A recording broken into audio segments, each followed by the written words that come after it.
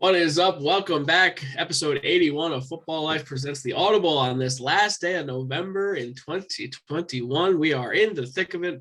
Teams making playoff pushes in the National Football League and in college football. A lot of news going on there. I'm Randy Hammond alongside my co-host Matt Bushnell. Matt, I'm sure the temperatures are different here. It's dark out here. I'm sure it's still light out there. Among those differences in our lives, how are you? Randy, baseball free agency hasn't been treating me very kindly. Same. Yeah. Both our NFL teams are 4-7. We have a quarterback. You don't. Well, you have true. Both. You have our first round pick. We don't have one. Other than that, life is good, man. 79 degrees right now. The sun is shining. So can't be too upset with everything, I guess. There is your Southern Arizona weather report from Matt Bushnell. Before we get going here, episode 81, we just briefly before the show started talking about how 81 is a great number, an all-time receiver number. You got a couple names in mind. Do you want to say who it reminds you of? Yeah, my favorite number for the longest time, 81, was Tim Brown. I loved watching Tim Brown with the Raiders. Just a really fantastic player. I remember played with the hated Notre Dame Fighting Irish, hated the Notre Dame Fighting Irish, still do. But Tim Brown, hell of a player, and then we'd be amiss to not mention Tyrell Owens, one of the greatest wide receivers to ever play. Yeah, and to that same token, Randy Moss was traditionally 84, which I'm sure we'll talk about in a few weeks. Also wore 81 with the Patriots. Those a couple years he played with them. I always think Anquan Bolden, who was great for the Cardinals and the Ravens. And then if I'm a Giants fan, it'd be hard-pressed for me not to mention Amani Toomer, who is a favorite among Giants land. And randomly, it just popped in my head because Vince Mercandetti, our friend, is watching. But Luis Gil, Yankee pitcher this year, wore number 81, which is a weird number for a baseball player to wear. But sure enough, he did. All right, well, let's get going with the primetime games, Matt Bushnell. We start in Landover, Maryland. Despite a team being claiming that they play in Washington, they play in Landover, Maryland. So I wrote this in the rundown. The Washington, D.C. greater than Washington State because the Washington football team defeated the Seattle Seahawks on Monday Night Football in I don't know how to describe it, but just a lackluster football game all around. This game ended 17-15 with Washington improving to 5-6. Now, pushing for that 7th seed in the NFC, while the Seahawks picked a bad time to go 3-8 with the New York Jets owning their first round pick. This game got interesting late. The Seahawks scored a touchdown to pull within 2, and then their 2-point conversion was intercepted in the end zone. Washington on the previous possession could have put the game away with a field goal, but Joey Sly was injured. I think he was trying to make a tackle, or on a kickoff he ran, and then I don't even know what happened, but it was a lower body issue, so he couldn't kick field goals the rest of the time. So anyway, this game, pretty garbage. I feel like in the show I've had this reputation of defending Taylor Heineke. I don't know what it is about the guy. I just think he's fun. I said that in the chat too. I don't think he's great, but overall he's just entertaining. I like being entertained. I don't know what to say about it. I don't think he's going to be great, but if nothing else, this season has given him a backup job for life. I don't know if he's the starting quarterback for Washington going forward, but nonetheless, he will get a job as a backup for his entire career. He's going to be one of these guys we look back and be like, that guy made how much money?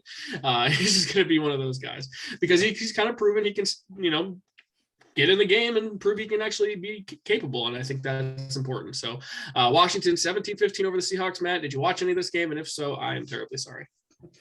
Yeah, no, I did watch this game last night. And just to point off, I want to talk about Vince, 2 topics. I totally agree. Even though Justin Tuck went to Notre Dame, I still hate Notre Dame. They have no reason for existing. And then this game illustrates perfectly to what Vince's point and what we predicted earlier in the season. He wants to know why the Sunday night football games and Monday night football games have been so bad.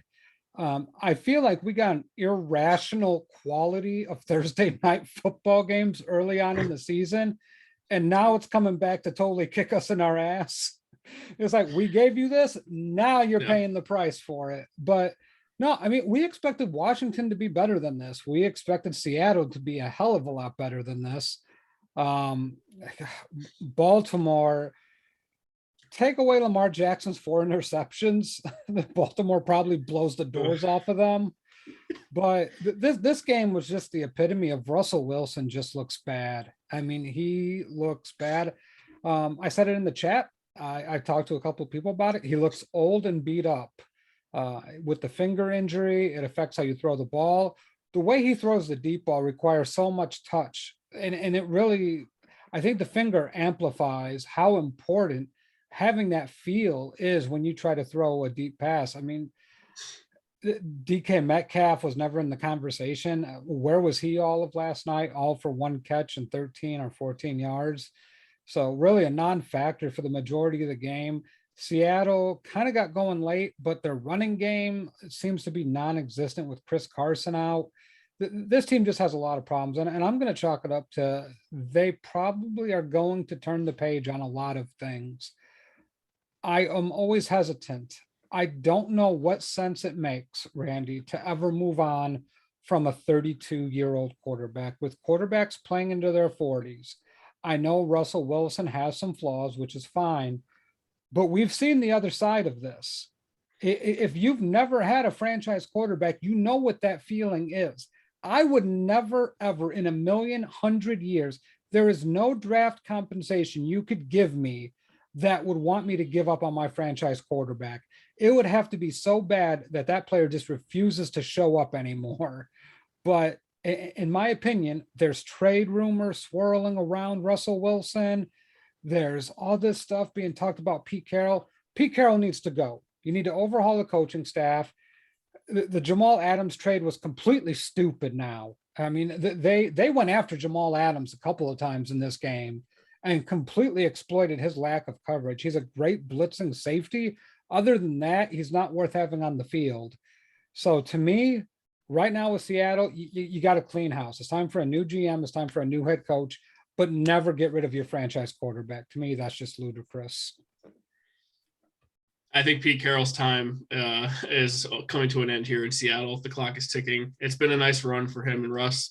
But I don't know if you get rid of both. I don't know if you go full blowing it up. I don't think that's really the solution here. I think Russell Wilson is still capable of being an elite quarterback in the NFL. The injury, like you said, is clearly having an impact on him. But what Seattle doesn't do, looking at you, Pete Carroll, is help him very much. They had 12 rushing attempts in this game.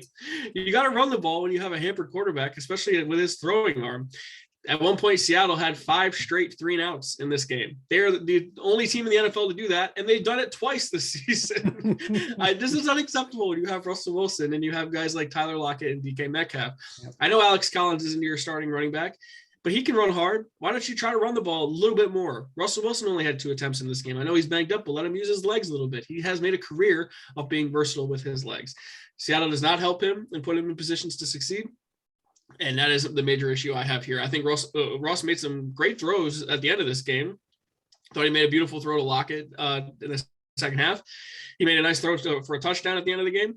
Look, I think Russell Wilson is clearly banged up by the finger, but he is still extremely capable. And once he gets healthy, he's still one of the best there is out there. Now, the trade rumors are that he would like to play in New York / New Jersey, the metropolitan New York area. That's welcome to me, especially as a Giants fan. But the Giants cap situation scares me. I don't know if they could actually afford the guy. I really don't know how they would make that work.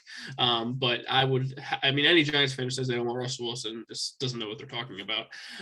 But he finished 20 of 31 in this game, 247, 2 touchdowns. I mean, the stat sheet doesn't look horrible, but if you watch the game, you can see some of these throws that he missed. He's just not all there. He holds onto the ball a little bit too long for my liking still. And he got away with a few that could have been picked off as well. So Seahawks are a bit of a mess. If you're a Jets fan, you got to love that Jamal Adams trade more and more every single day. Because, I mean, look, the guy is a box safety. He's essentially a linebacker. He can't cover very well.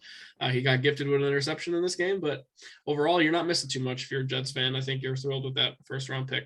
And Washington, right in the thick of it here. Maybe the Ewing theory is alive with Chase Young missing on that defense. Yeah, I'm not sure if I'm ever willing to go to Ewing theory with a player like Chase Young. I get it. To me, it's a wild, crazy theory. I don't know how applicable it is to championships. I don't think it's resulted in any, but I could be wrong. Maybe I just don't pay attention to it that much. To me, Washington, they beat a bad Seattle team. I'm not going to put any stock into Tyler, whatever his name is, Heineke. Don't disrespect the Heineke god here. Come on. The disrespect. Don't disrespect. Don't do this. He beats up on bad teams. Like these teams aren't good that he's beating. I mean, we go through it back and forth. Like the He beat the Bucks. What are you talking about? the Bucks beat the Bucks. First of all, let's not kid ourselves, because you put that in a playoff game, there's no way they're winning. So I'll give the guy credit, man. He is fearless out there. He'll make some of the most idiotic throws, the most ill-advised throws in the history of the NFL. And somehow there's Terry McLaurin or Logan Thomas or some guy covering up his ass to make sure that it's not an interception. I don't buy this team long term. I don't see that they're a good football team. To me, this game epitomizes teams going in pretty much the same direction. Washington has to get a quarterback. Maybe they trade for Russell Wilson. Hey, they can see it. Yeah, I mean, they actually have, well, I'm sorry, the Giants do have some pretty nice picks. But with the 4-game winning streak that the Giants are about to go on, that could change drastically. So stay tuned for that, though. To me, when you take a look at Washington, it's just empty calories. I think we know who the playoff teams are, Randy. I think we know. We can go through it when it comes time to do it. I bet you San Francisco is going to sneak into the playoff race, and that's going to be the team that knocks out Washington, because I think the Vikings are in. I think that's pretty much a lock. I think we know the Cardinals will go in, but I think that NFC playoff picture is starting to take shape. There was a lot of teams muddled in there, but with the Eagles losing a terrible game, saved Dallas's ass big time from that Thanksgiving blunder. So to me, kudos very much so to the Washington football team for beating a bad team again. But other than that, I don't know. It's an empty calorie win to me for the Washington football team. Shout out to Ron Rivera. I think he did a great job in this game. But I'm sorry, I don't buy it, because they beat the Bucks. They beat Tom Brady coming off of a bye. I think that's a big win. And I think Washington's a little bit better than you're saying that they are. But that's okay. Real quick, Vince asked, who has more left in the tank, Wilson or Rodgers? I mean, Wilson's, I think, 5 years younger, so I would bank on that just due to the age. 6 years younger. So, I mean, look, that I think is a major factor. So I think Russ, just on that alone, would last a little bit longer, but it certainly wouldn't shock me if Rodgers is around longer either. Yeah, I mean, he's taking that dewormer, so I imagine Rodgers is going to be able to last a little while. He won't get parasites, ladies and gentlemen. It's not COVID toe. It's fractured toe, apparently, which who cares about HIPAA or anything like that anymore. All right. You kind of briefly mentioned it, but let's move on to Sunday night football now. This is also a bit of a stinker. And, I enjoy my Sunday night football viewing. That's my Friday and my work schedule, so I always look forward to it. But, boy, Baker Mayfield just sucks. It must be just all Odell's fault. Oh, wait a minute. It's Odell's not the Browns anymore. It can't be his fault anymore. That's wonderful. Baker Mayfield has been a huge disappointment for me. I am just beyond defending the guy. I love Stefanski still. I still love the Browns' talent, but I do not like the quarterback, one iota. And somehow Lamar Jackson tried to play worse than Baker Mayfield with his 4 INTs. This was bad quarterback play in this game, folks. I don't know what other way to say it, but it's a good weekend for the Harbaughs because the Ravens come out 16-10 over Cleveland. Matt, did you watch a lot of this game? Boy, I don't know what to make of it, because I think the world of Lamar Jackson, but he really didn't play well in this game. Yeah, this is the worst game I've seen Lamar Jackson play in 3 years. I mean, this was absolute trash. We used to call this, fire pit tape, where you just throw it in the fire and you never view it again, because this game was that bad for Lamar Jackson. There's nothing you're going to gain from this tape if you're the Ravens. So I'm not really going to talk about the Ravens much here, because I don't think it's really, the defense is good. The Ravens will be fine. I want to talk about the Browns here. Jake Conklin, that was kind of like, what the hell happened with him? And for those who didn't see it, he was walking to the sideline and then his knee buckled. It looked really weird. He stumbled. You almost thought like he had got shot in the head or something, but he actually tore his patella tendon in his knee. So he is done for the year, which is a major injury, especially for an offensive lineman. You don't want to tear your patella tendon. That is that's a bad one. That essentially ended Victor Cruz's career. I mean, I know that's a different position, but it's not a good one. No, it is not a good one at all. And Jake Conklin got paid big money to go to the Browns, so that's not insignificant. But But let's talk about Baker Mayfield. I feel like we need to discuss him, Randy, because let's face it, he's coming up on that 5th-year player option. I believe the Browns picked it up, and I believe they have to make a decision sooner or later whether you're going to offer this guy a long-term deal. To me, it goes back to our discussions with Russell Wilson. When you have a franchise quarterback, why would you ever get rid of him? And to me, you either have that guy or you don't. I actually give kudos to the Jets. I really do on this, because it's not easy moving on from a franchise altering draft pick of selecting a quarterback with a top 5 pick. Like that's a pretty monumental pick to be parting with on a quarterback and then getting rid of him 3 years later and not being able to get that extension signed. For some of you youngins out there, I am not sure if you guys remember, before the rookie wage scale, if you drafted a quarterback that high, usually you would sign them to a 7-year ginormous deal, like big money that would totally wreck your cap for years to come. So not only did they screw up your draft pick and you being able to build a team around them, but it also screwed up your salary cap for a while as well.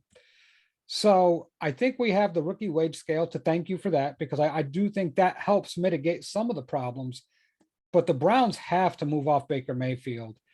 I think we saw a little bit with the Packers and Rams game that Odell's still explosive. I mean, he pulled that nice double move on that Packers corner, burned him for a touchdown. That's what the Browns have been missing all year. That's kind of what we've been talking about. Something to take the lid off of that defense for the Browns.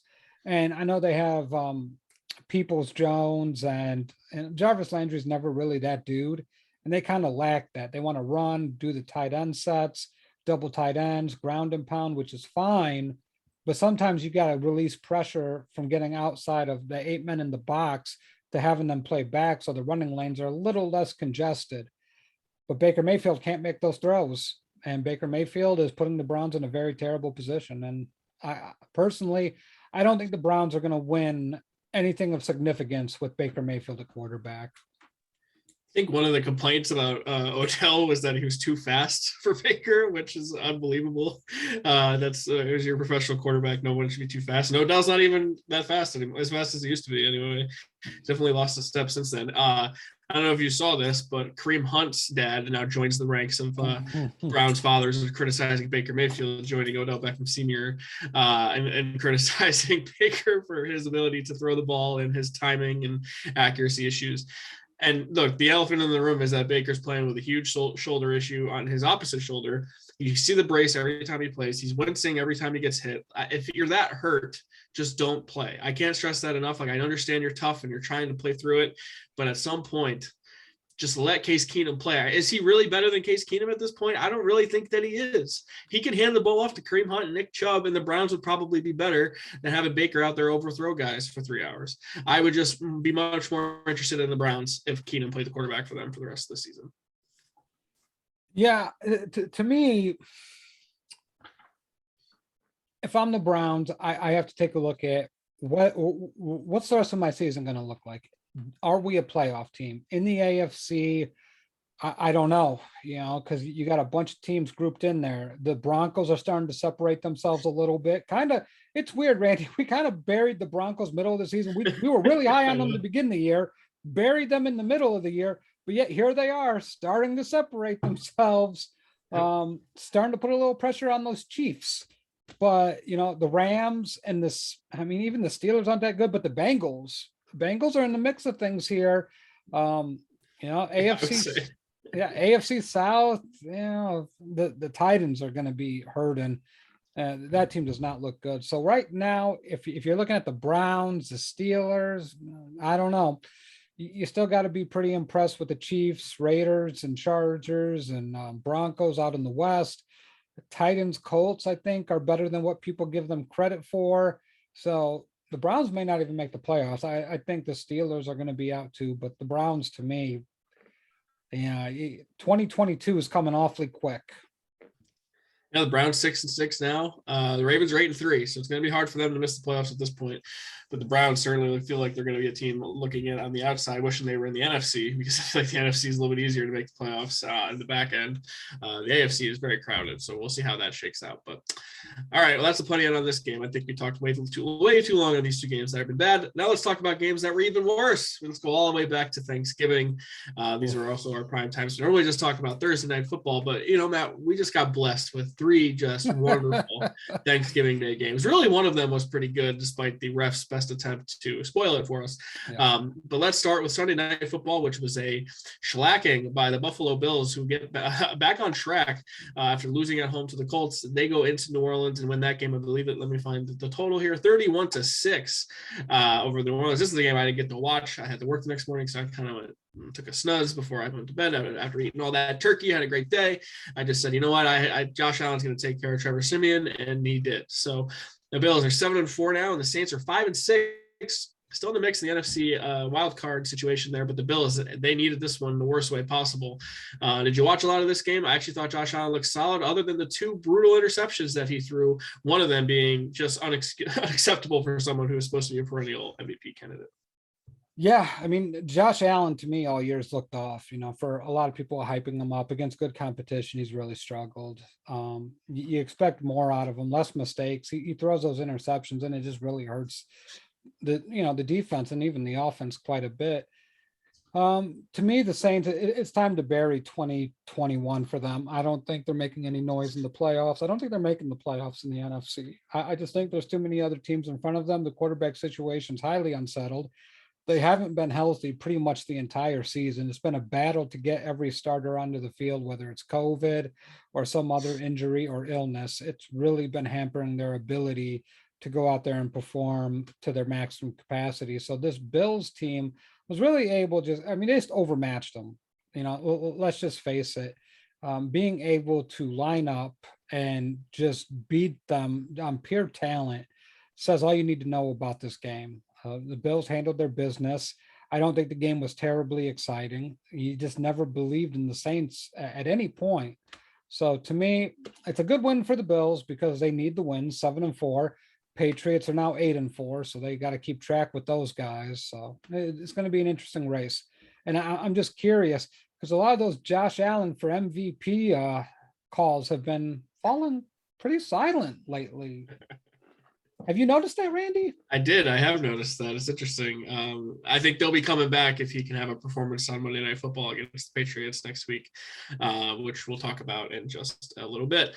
Look, the Bills defense is the number 1 defense in the NFL, or number 2. I'm not sure what the updated was after that Colts game, but they were shutting out the Saints through 3 quarters. Without Michael Thomas, without Alvin Kamara, they didn't have Melvin Gordon in this game, or Melvin Ingram, or Mark Ingram, sorry, in this game. So look, with Trevor Siemian and not a ton of weapons around, this is what you have to do from your defense. This is the kind of performance you're looking for. And the Bills dominated on that side of the ball.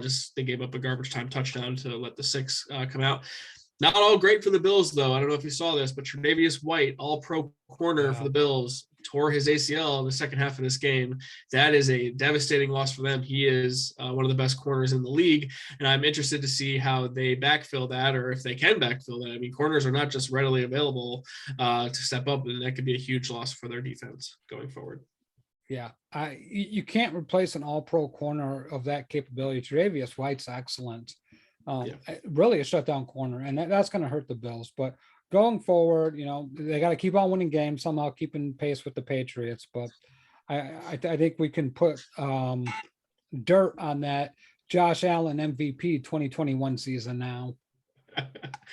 Hey, I don't know if there's a clear. I think there's a clear candidate. I think his name's Aaron Rodgers, but that's just me. You take away the vaccine status and all that other stuff. I just think that the Packers are clearly more affected by him not playing than any other team missing any of their players. So that's the clear indication of a MVP for me.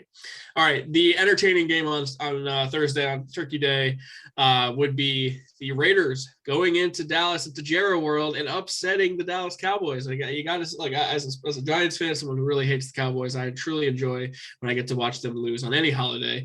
Whether I bet on them or not is besides the point. I will certainly take them losing over me winning a bet any day of the week. And Derek Carr came in, and the rest of the Raiders came in, and they punched them right in the mouth and said, "Hey, our season's on the line. Everyone just had written us off. Let's show that we're still here to stay." The Raiders win 36-33. This is an entertaining game besides the 28 penalty flags thrown by Ed Hockley's son. I think it's Sean Hockley. Yep. I mean, I have never seen a game where these freaking zebras were more camera hungry in my life than these guys. I mean, ticky-tack fouls, every single play you're looking for it. If you can't even really know if that play's going to stand, holy hell, there's penalties galore. But I'm very impressed by what I saw from the Raiders. Derek Carr played really well. The Raiders ran the ball very well, 35 carries for 143 yards as a team. And Deshaun Jackson really set the tone here with a 56-yard touchdown in the first quarter, which all of a sudden Deshaun Jackson is relevant again and torturing the Cowboys. So I want to know some of your takeaways from this game. To me, this is a huge letdown for Dallas and Dak Prescott. I know you didn't have your top two weapons, but I expected more from you. Yeah, to me, this is just, I go back to the refs, and anytime you play, I think any sport, we could talk about baseball, basketball, or football, when the refs take away the ability to play the game and the ability to get into a rhythm, it's frustrating because you want to be able to establish some type of rhythm in the game, some game flow. It felt like the game was so choppy. It's nice that, the game went into overtime, but the game didn't feel all that entertaining because of the mass amount of penalties. And let's face it, I mean, refs could call 28 penalties a game. Every Sunday you could watch a game and you might spot penalties that could add up to 28 in total. It's not that far-fetched. It's the discretion in which you use them. Like, I've never seen, Randy, in my life, so many backside holding calls, many calls that were inconsequential to the play. And last year and the years before that, those calls were not being made. That they would just let them go. Passing plays, you'd get those sometimes, but backside holding, let the guys play. Maybe the chop blocks are the cut blocks inside the tackle box. It's just completely, they don't know how to interpret that rule. The taunting rule is just completely asinine. Like, at least they're calling that somewhat correctly by the rule of it, but it doesn't dismiss the fact that it's a dumbass rule. I don't think, I don't get the point of it. You're trying to turn football into baseball. Well, like baseball, okay, you don't get all that amped up unless it's big moments. Football, every play, it's a physically violent thing, and you get amped up. That adrenaline is pumping, and then you want to control players' emotions. I get some of it, but it's just fucking ridiculous at this point. I'm sick of it. And I'm tired of old white men trying to establish how young, black, Hispanic, white, whatever race or decree that these players are, how they should regulate their emotions after making a big play. They need to step the fuck out. After that, Blame John Mara for that one, by the way. Yes, that asshole never deserves to win another Super Bowl ever again. Probably won't. Hopefully not. So to your point, though, I didn't play at a higher level at football, and I nearly even to what you played to. I played varsity football in high school. I don't think people understand if you've never played what it's like to play a game where if you have a ball, everyone's just looking to rip your head off. And if you make a big play in that moment and you move another man against their will, it's emotional. You get you fired up. Like, you're not a robot. It's impossible to be a robot in that situation. And there's so much human physicality and emotion comes out of you. If you're lucky enough to make a play, you don't get hurt and you're healthy enough to get up. Like, it's a big deal. I don't know. I just feel like people don't understand when the ball's in your hands and everyone's coming at you and trying to just knock you over. It's a freaking violent game. There is a real biological aspect to this. I'm not sure what chemical gets released into your brain, maybe serotonin or something like that. Yeah. But it affects your ability to regulate your emotions. Like, you get super excited.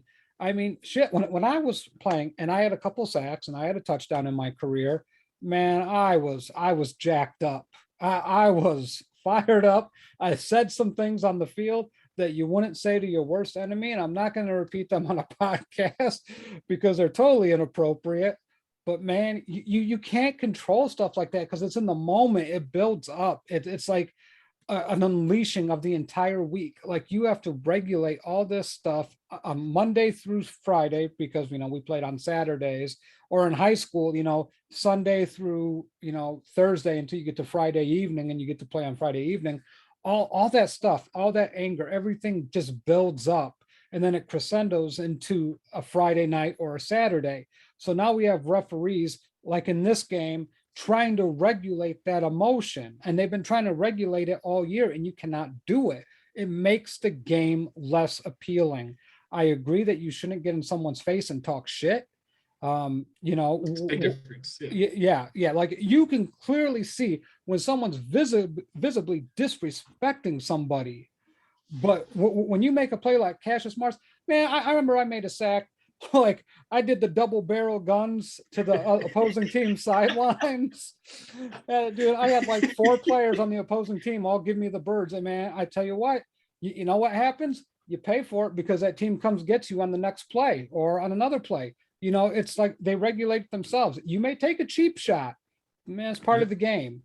This game, Dallas, Las Vegas, it just really took away from the entertaining aspect of it. And this is my biggest problem with refs and umps and basketball refs. Let the game develop a flow and be consistent. Like, don't start calling penalties on the fourth quarter, like what the NFL did to the Chiefs last year. When you start letting a team develop a play, a style of play where, Brashad Breeland and I forget the other corner for the Chiefs last year, but they were very grabby all year. They would grab and, kind of hold a little bit, but they weren't calling it. All of a sudden they get to the playoffs and especially the Super Bowl, flag. You have to have the level of consistency. You can't force these guys to change at the last game of the year. And this was just totally inept calling. Dallas didn't play well. And like you said, Cooper being out and CeeDee Lamb being out hurt a lot. But guess what? Las Vegas doesn't want to hear it. They're missing a bunch of guys too. Yeah. They're like, and Darren Waller lost Darren Waller in the first half of this game. So yeah, so Raiders saying tough shit, Cowboys, deal with it. But to me, the penalties took away from this game. It could have been a really great game, but I found it hard to watch with the penalties. 100%. I think I scored 1 touchdown in my whole entire career, and let me tell you, the things I did in that moment, I don't even really remember. I think I pulled out a DX suck it chop out of nowhere there, and it was mainly aimed at the other players on my team that were annoying me at the time, like my quarterback who couldn't throw me the ball. But nonetheless, like the emotion that comes out, it's hard to do, and that's why I don't care when players bat flip in baseball. Like literally, it's so hard to hit a baseball. Like if I ever hit a ball that far, I 100% am throwing the bat and going, I'm the fucking man. Like next time, don't doubt me. Like I would say things I would never be able to repeat if I did something like that. And these guys do it all the time. So, I just a very old men that are stuck in their ways, unaccepting of how difficult these things are. So yeah, I agree. No flow to this game, but overall, the most entertaining of the 3 games on this one, it comes down to a Daniel Carlson field goal in overtime, and he was money. He was 5 for 5 for field goals in this game, and then he hits the game winner in overtime. I think Dallas needs to reevaluate. They play Thursday, which we'll talk about in a second, but they're lucky that the Eagles did not win on Sunday. Is all I'm going to say. We're going to move on to your game on Thanksgiving here, Matt Bush. I know you're very much looking forward to this talk. We're both wrong on this one. We really felt like the Lions were going to come out and get their first win of the season, but not on Andy Dalton's watch, not on the Red Rifles watch, because if you thought on your Thanksgiving before you ate dinner that Andy Dalton wasn't going to throw for 300 yards and beat the Detroit Lions, you had another thing coming. Andy Dalton was 24-39 for 317 yards and a touchdown, out-dueling Jared Goff, who honestly probably played maybe a little bit better than Andy Dalton did. No, I'm kidding. But these losses to DeAndre Swift early on in the game clearly impacted the Lions. They just don't have any weapons, and Jared Goff just stinks. So Andy Dalton by default, a little bit better than Jared Goff, and the Bears get a 16-14 win. Matt Nagy lives to play another day. Yeah, this game, what I'll remember about this game, Randy, is that the Detroit Lions had 2 3rd and 32s on 2 separate possessions. Oh, sweet Jesus. That the ineptitude. And we talked about Dallas, the backside holding calls. The Detroit Lions were holding right where the play was going. And it's just like, Jesus Christ, it was brutal. Offsides, penalties. And Detroit didn't have a lot of penalties. They were like right in the middle of the pack as far as penalties. I think the Lions committed like 14 or 15 penalties this game. Just really absurd. I mean, when you match that with how bad they are and the fact that they only lost this game by 2 points, holy hell, man, the Bears suck. I mean, Andy Dalton should have thrown 4 picks this game. I watched, I was like, yeah, should have been an interception. Should have been an interception. Should have been an interception. Should have been an interception. Thank God Detroit can't catch. They can't catch on offense and they can't catch on defense. So thank God for that. Just really, I don't know. Bears ended the game on an 8-minute drive, kicked a field goal to win it. This game made me more upset that they won than if they would have lost. I almost prefer they would have lost because it would have felt like Nagy would have got fired. You're in my territory now, Matt. Yeah, I mean, it was just like, what are we doing? Why are we doing this? Don't win, damn it. And then, of course, you get the people like, oh, Andy Dalton's the Bears quarterback. Andy Dalton's the guy. If you think Andy Dalton's the quarterback, I have a pile of horse shit in my backyard that I'm going to be selling you, because obviously you have no idea what an NFL quarterback looks like, because that shit ain't it. Like, it was bad football. Bad football all around. Detroit can't play defense. Andy Dalton just throwing to random guys. Here's the thing. I figured out Andy Dalton between the 20s is okay. Between the 20s is fine. He just loves throwing to the other team when you're in the red zone. Man, he will pick a Detroit line and try to get him to catch the football so bad. We saw it with the Rams. We saw it against the Bengals, and we saw it again against the Lions. This dude sucks. He sucks. I don't need to see any more of him. I don't want to see any more of him. Hope to God Justin Fields gets back. If Justin Fields would have played this game, I don't know if the Bears win or lose. I don't think it matters, but at least you got Justin Fields to watch. Yeah, I mean, I think the bright spots in this game offensively for the Bears would be Mooney. I think he was one of my sleepers coming into the fantasy season. He had 5 for 123. It's kind of, the kind of stat line you're looking for a guy like that who can really take the roof off of the place. And then Cole Kmet, I actually thought had a nice game here. He had 8 for 65 and seemed to be Dalton's security blanket on third down. He had 11 targets in this game. So Cole Kmet looking like a nice little tight end there for the Bears as well. So there's an exciting comments section today, Matt Bush. Yeah, it's wild. It's wild in there. So your Bears and my Giants both 4-7 now on the season, and you're feeling how I feel every time the Giants win a game. I'm just like, can you just lose so we can get rid of Dave Gettleman, and then I'm all back in. You can win as many games as you want after that, but until that happens, I don't trust any wins, meaning any other changes are happening. So you know what's going to happen if the Bears win this Sunday? I'm going to drive over to Corey Decker's house and just kick him square in the nuts, and only because he's a Cardinals fan. Don't let the Bears beat you. For the love of God, you got one job. Beat the living shit out of them. Beat them so bad that every Chicago Bear fan and every Chicago Bear player and ownership and GM and coach are so embarrassed, everyone gets fired on Monday. Don't let the Bears beat you. It'd be hilarious the first time you and Corey Decker meet is that you walk over, knock on the door, just kick him square in the nuts. That would be one of the more oh man, I don't know what to say. The more interesting life group meetups that we've had. Me and Vince shared Mr. Goodbars in our first meeting, and Matt just kicks Corey square in the freaking nuts. That would be awesome. I wouldn't do that to Corey. I like Corey way too much, but man, if the Bears beat the Cardinals, I'm gonna be fucking livid. Well, we're going to talk about that because now it's time for our Week 13 previews. Look, those are all the primetime games. Those are all the national televised games. I think the NFL had a little bit of a rough week with those this week. And honestly, it's not the greatest slate of games in general. But, I think Week 13 looks a little bit more promising. So we're going to talk about that now. Look, when you don't have the Cardinals or the Chiefs to fall back on, both of those teams are on bye. This is what happens. So, yep. All right. Let's start off with Thursday Night Football. This is the slate the Cowboys always get after Thanksgiving. They always get the Thursday Night Football afterwards, and they go to New Orleans to play the Saints. Obviously, we talked about both of these teams already in their previous performance, so This matchup as a head-to-head, I don't know the status of CeeDee Lamb at the moment. I don't know the status of Amari Cooper at the moment. He's out. What I do know is that Ezekiel Elliott looks slow.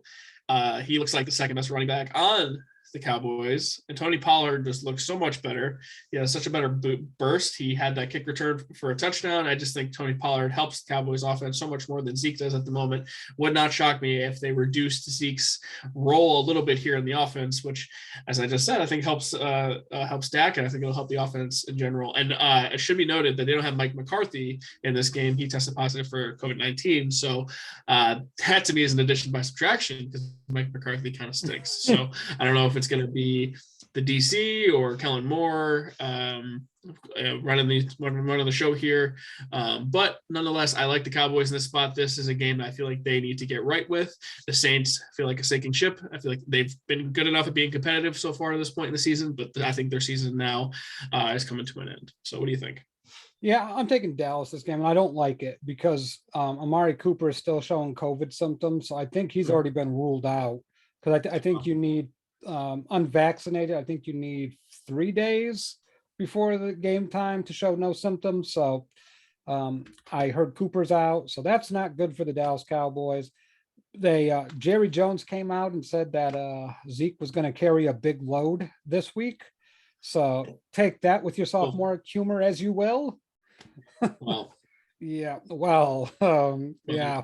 Well, yeah. And then he also said, by the way, that the Cowboys are basically 100% vaccinated between everyone who is vaccinated and everyone who's gotten COVID. So I feel like that's not how it works, but nonetheless, Jerry Jones is trying to spin it one way or another. Oh, Jesus. Yep. So yeah, with Jerry Jones, he probably released COVID in the locker room. Like, if you're not going to get vaccinated, you're going to get COVID. But no, Jerry can say whatever he wants to say. It's meaningless. Dan Quinn's going to be the head coach this game. It's logical. He's been a head coach before. He knows the podium shit. He knows all the coach speak, so he'll be up there. I think it would be an interesting spot for Kellen Moore, though. Yeah. One of the hotter names to be a head coach coming up. There's going to be some interesting positions opening up for head coaching positions, and Kellen Moore's name is going to get thrown out quite a bit. Remember when the Cowboys had Jason Garrett as the OC and the Ravens wanted to hire him as the head coach, but Jerry Jones made him the highest paid offensive coordinator by a mile. I mean, it wasn't small to stay in Dallas and then eventually take over the head coaching job, I believe, when Bill Parcells left. Yes. So, or someone else after Parcells. Not 100% sure. Yeah. So I could see Kellen Moore getting a pretty nice deal to remain in Dallas to be, succeeding Mike McCarthy. Because let's face it, Mike McCarthy's days are numbered in Dallas. That's not who they want. I don't know why they're waiting on Kellen Moore. It might be this year they tell Mike McCarthy to get the hell out. Who knows? But to me, Dallas wins this game just because the Saints are so bad. They don't even know who their starting quarterback is. It was supposed to be Taysom Hill, but apparently he's got some sort of foot ailment. So Taysom Hill may not even be starting. It may be Trevor Siemian again. The Saints are all sorts of screwed up. Give me Dallas 24, the Saints 17. Yeah, I do think that this is a game that the Cowboys have to win here. I was trying to look up the Cowboys head coach thing, but my browsers are being stupid. Give me Cowboys. I'm going to say 28 to New Orleans, 16. I like that. I don't think New Orleans is nothing for me anymore. Nothing. All right. Let's move on to Sunday, the early games. We're going to start right off with my Giants, so Vince Mercadetti can just turn us off and continue with his workout. They go to the Dolphins. We have breaking news in this episode, according to, I'm not even sure who reported it, but Vince earlier in the comments, that Daniel Jones is now questionable for this game. I believe it's a neck ailment. Let me just check my updates. It's a neck strain. He tweaked his neck, and NFL Network reported that. So I don't know if that's a good or bad thing. The Giants offense can fire Jason Garrett, but nothing changed. They had 4 turnovers on defense and scored 13 points. The offense was still pathetic. They had all these reports saying they're going to get Kenny Golladay involved. I believe he still only had 3 targets. The Giants are a mess offensively. Saquon Barkley is slow, and when the line does create holes, he cannot find them. He had 8 carries for 40 yards, and one of those carries went for 32. So that tells you everything you need to know about Saquon Barkley. So I think Dave Gettleman is still just watching that 32-yard run over and over again, trying to justify taking him number 2 overall. Having a wet the defense dream. for the Giants deserves all the credit. Patrick Graham has continued to deserve all the credit for the Giants. They have been unbelievable. They've had a turnover every game this season, I believe. I think it's the stat. This is without a pass rush, really. They really don't rush the passer very well. This is all secondary. This is Xavier McKinney being so much better than Jabril Peppers that when Peppers goes down, the Giants defense just takes it to another level, securing the fact that Peppers just sucks ass, like I've been saying the entire time. This is probably the best game James Bradbury has had all season. He blanketed Devontae Smith for the entire game. You love to see that. And I just think overall they made life a little difficult for Hurts, despite the Eagles running the ball for 200 yards. So I think honestly, if the Eagles committed to running the ball every play, like Army style, they would have won this game. Really, where they killed them is that it Hurts through 3 picks, and then Boston Scott, who has the worst name ever for someone who hates Boston sports teams and plays for Philadelphia, owns the Giants, actually gave the ball up at the end of the game, giving the Giants a real chance to win. And this game came down to essentially Hurts throwing the ball to Jalen Reagor, who, if he catches the ball, they win the game. Essentially, that's all it comes down to. He's at the goal line, catches it, the game's over with. He drops it, and then the game is over with. So I think if you're an Eagles fan, you're kind of kicking yourself because you know who the next pick after Jalen Reagor was, right? Oh God. Go ahead and tell me. I think I know, but I don't. Justin Jefferson. Oh yeah. They could have taken Justin Jefferson at 22, I think the pick was, and instead they took Reagor. Yeah. And then the very next pick was Jefferson, and he's been unbelievable for the Vikings. And you'd have to say with Jefferson and Smith, they had to have a great 1-2 punch along with Dallas Goedert, but they're kind of stuck with what they have for now. And it's by far the worst game Hurts has played in his career. I think the Giants defense had a lot to do with that. Patrick Graham remains the Giants' bright spot throughout all of this season. He didn't really want to leave the Giants last year. I think he pretty much said he was about to interview for a job. He said no. I would be surprised this year if he does not. Now the Giants travel to Miami to play the Dolphins this week. The Dolphins have won 3 in a row now. Tua Tagovailoa looking pretty good here the last few weeks, getting Jalen Waddle involved, the first rounder, who finally looks like a first rounder. And I love the touchdown dance. If you haven't seen the Jalen Waddle touchdown dance, it's like a little penguin waddle. It's just perfect. I love it. And the Dolphins defense is similar to the Giants defense because Brian Flores and Patrick Graham, I think, are very similar coaches. So they're secondary heavy, don't have a great pass rush, but overall they're very well coached on that side of the ball. So I think these are 2 similar teams, but the Dolphins a little bit hotter, especially if Jones is out. I like the Dolphins more in this spot than I would have expected to if Jones was healthy. Yeah, I'm taking the Dolphins here. I think the Dolphins are starting to figure it out who they are, and they're starting to believe in Tua more. And Tua's starting to show. Like now, it's 3 weeks in a row where I'm feeling pretty damn good about Tua. Mm-hmm. So I'm going to ride with the Dolphins here. I like it. The Giants, that Eagles game was, I said I was going to drive over to Corey's house and kick him in the nuts. That's what watching that Giants-Eagles game was like. It just felt like repeatedly getting kicked in your nutsack, watching these 2 inept offenses just keep on fucking things up. Like, they say a blind squirrel has to find a nut every once in a while, right? They're not that stupid, but the Giants and Eagles, that offensive display, if it wasn't for the Ravens and the Browns, this would have been one of the worst offensive displays in football. They're just a terrible performance, and I didn't like either one of these games. But the Dolphins are starting to show me something. I like it. I think they play smart football. I don't trust the Giants offensively. I don't know if Daniel Jones being out and having Jake Fromm play is going to be better. And I know it would be Mike Lennon. The giraffe. Mike Lennon, yes. Yes, the giraffe. At least he can see over everything. It's like having a quarterback playing from the skybox. He's gonna see everything, but he's also gonna throw it to the other team 3 times. So go ahead and give me the Dolphins. I'm going to take the Dolphins 27 to the New York Football Giants 13. Well, before I make my prediction, I just want to give a special shout out to Michael Strahan. He got his number retired finally at halftime of this game for the Giants. I miss Michael Strahan so much being on the Giants. To have a dominant pass rusher every year was something we totally took for granted. And honestly, after he left, we still had Justin Tuck, we still had Osi Umenyiora, then they drafted Jason Pierre-Paul. The Giants used to have pass rushers. They had more pass rushers they know what to do with. Now they don't have any, but Strahan really set the standard for that. And he's the second greatest Giant ever, the best one I've ever seen with my two eyes. So shout out to Mike Strahan on that. I'm glad they got the win for him. I'm glad number 92 will never be worn again. I don't know what took forever. It should have happened 12 years ago, but nonetheless, Mike Strahan certainly deserving of that honor. With that said, Vince Mercadetti and I, before the season started, we did our preview for the NFC East. We both were like, I don't think the Dolphins have ever beaten the Giants. I think they've played each other 6 times. It's that in the last 10 years or whatever it was that I can remember. I don't think the Dolphins have ever won a single one of those games. Yeah. I think that's going to change. I think the Dolphins are playing much better than the Giants are, especially if Daniel Jones isn't going to play. I think there's a huge drop-off between Jones and Glennon. As much as I don't like Daniel Jones, he's much more mobile. I think he's able to at least run around if something terrible were to happen, where Mike Glennon might just die. So I like the Dolphins here. I think it'll be defensive minded. I just think it'll be a low scoring game. I like both of these defenses and really don't like either of the offenses all that much. Give me the Dolphins 14 to the Giants 9. Let me ask you this. During Strahan's retirement ceremony, did they play Rocket Man? I wouldn't know because Fox decided not to put it on TV.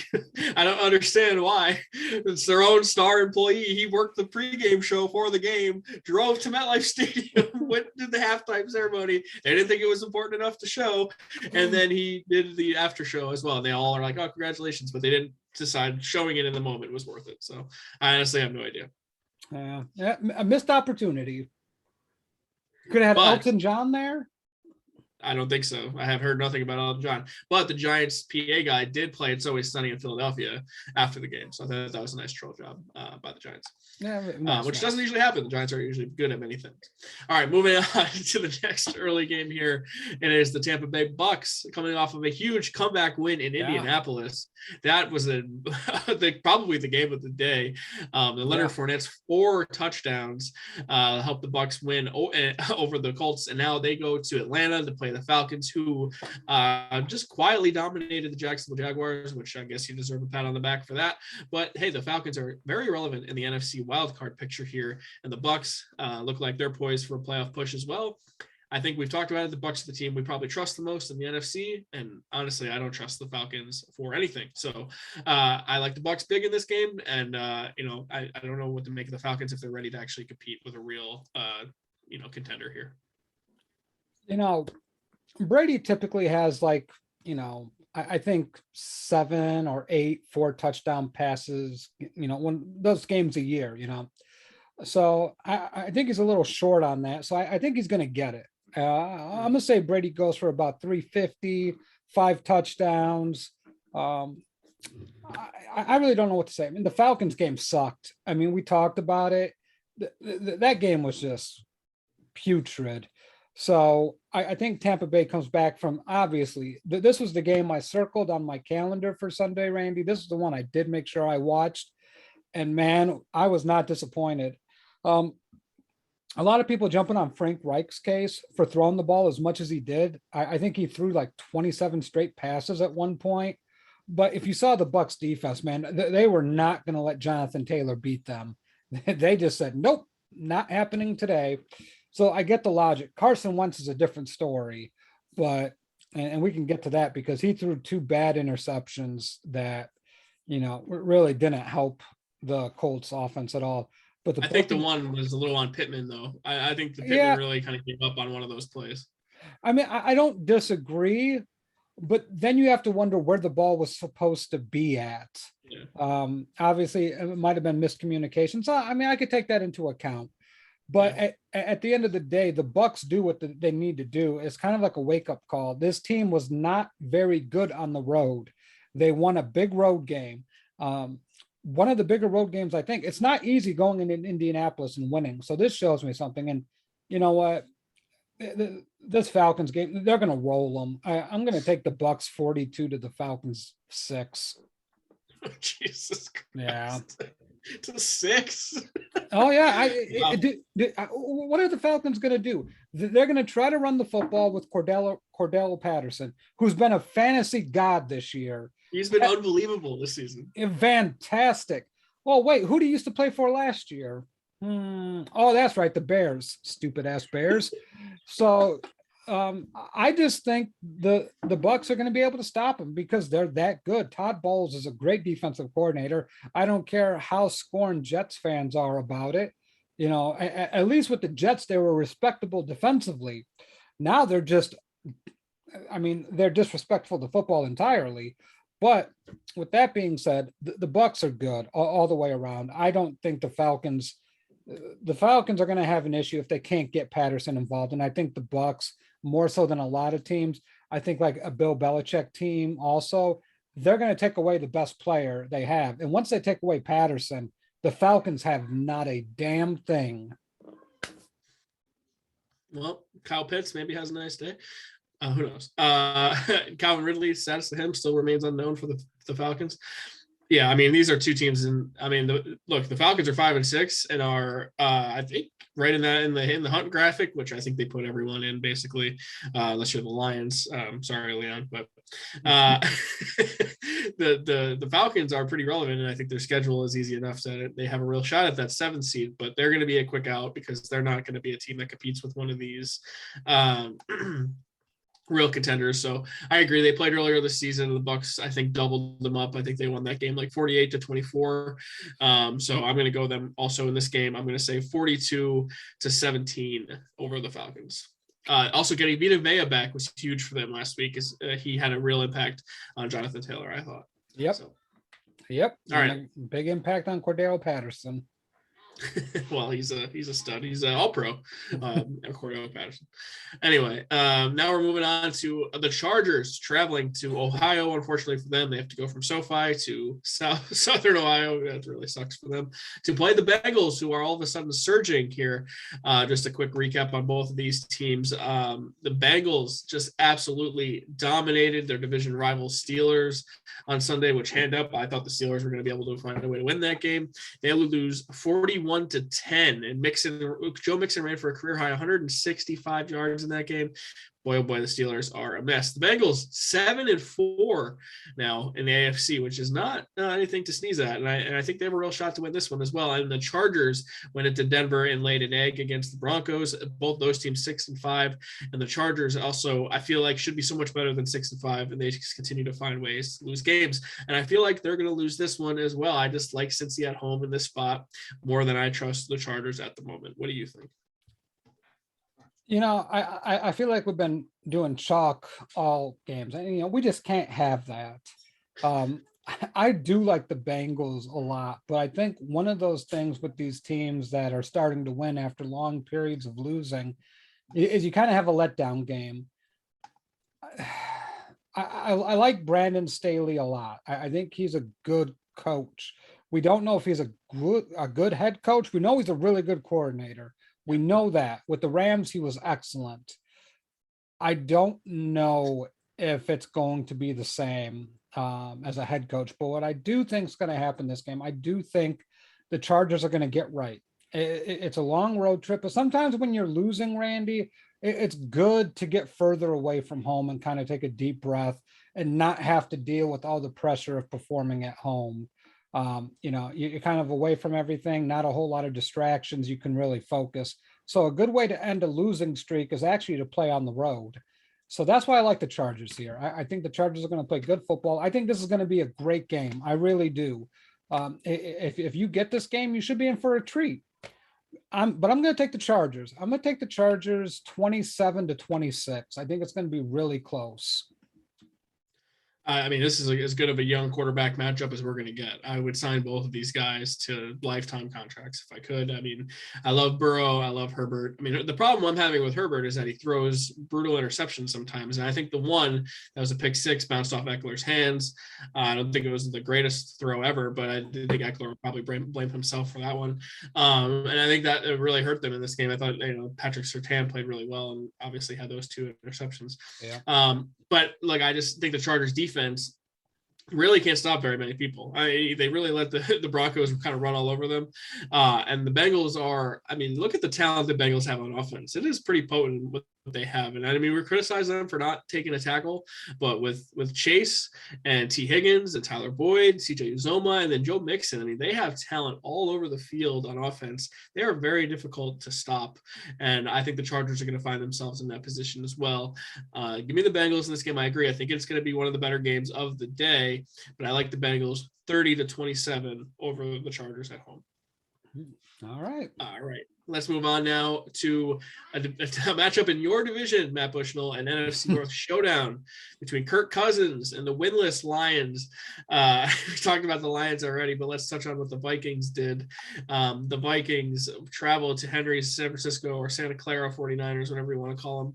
And, they lost 34-26 in a game where they probably should have had a much better chance to win this game, but it's going to come down to me where Kirk Cousins is calling an audible late in the game, and he goes up instead of taking a shotgun snap, goes to take a snap under center, but then lines up under the right guard.